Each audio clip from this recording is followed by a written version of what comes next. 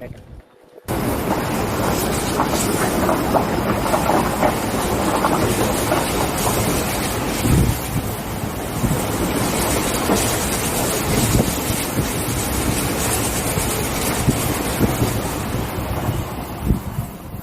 എന്റെ ലൈസൻസിന്റെ ഇതാണ് കേട്ടോ. ഇത് ലൈസൻസാണേ.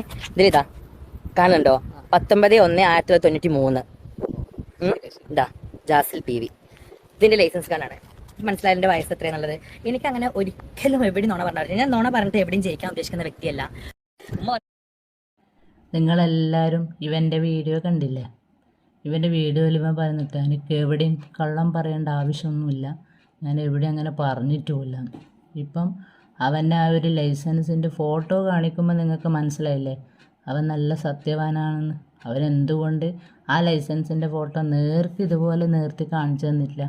അവൻ്റെ ഫോട്ടോ പൊത്തിപ്പിടിച്ചിട്ട് അവൻ്റെ ഒരു ജനന വർഷം മാത്രമായിട്ടാണ് അവൻ കാണിച്ചു തന്നെ. എന്നിട്ട് അത് കാണിച്ചു തന്നിട്ടാണ് ഓനിരുന്ന് നോട്ട്സിലടക്കുന്നത്.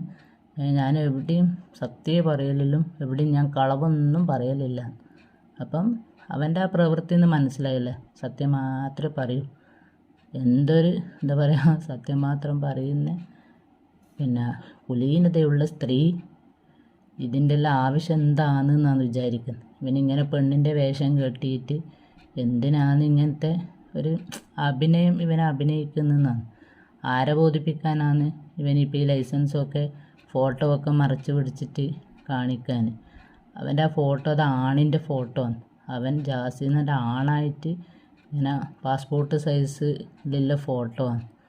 അവൻ ആദ്യം പെണ്ണാണെന്നുണ്ടെങ്കിൽ പിന്നെ അവനിക്കത് നേർക്ക് തന്നെ കാണിക്കാമായിരുന്നു. ഇവൻ ആരോടെ കളിക്കുന്നു? നമ്മളെ മണ്ടന്മാരാക്കുന്നു. റീച്ച് കിട്ടാൻ വേണ്ടി, വേറൊന്നുമല്ല. ഇങ്ങനെയെല്ലാം കാണിച്ചിട്ട് റീച്ച് കിട്ടാൻ.